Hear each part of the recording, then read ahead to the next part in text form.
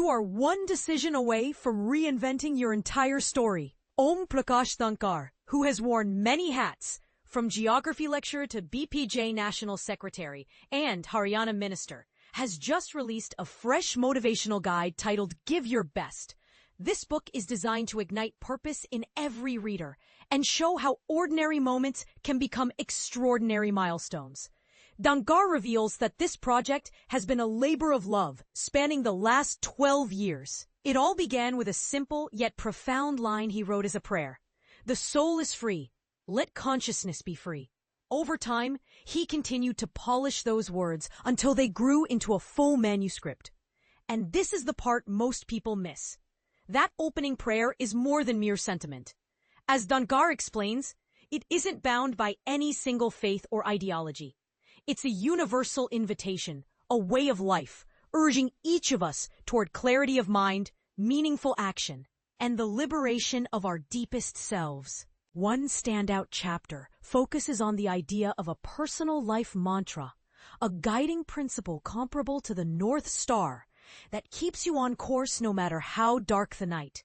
Dhankar offers practical examples. A student might choose curiosity as their beacon, while an entrepreneur could embrace service as their lodestar.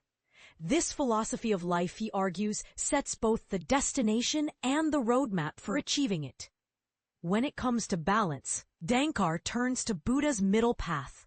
He reminds readers that swinging to extremes often backfires. True excellence lies between the two poles. Imagine a workaholic who never rests versus someone who never challenges themselves. Neither finds lasting satisfaction.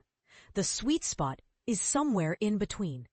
Give Your Best is ultimately a distillation of Dhankar's own journey, the lessons he absorbed while traveling across India and abroad, the trials he faced in public service, and the reflections born of quiet study.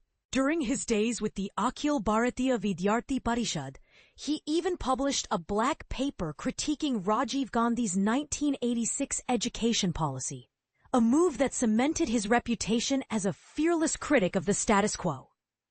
Later, as national coordinator for collecting iron and soil for Prime Minister Narendra Modi's Statue of Unity, he helped orchestrate one of India's most symbolic nation-building projects.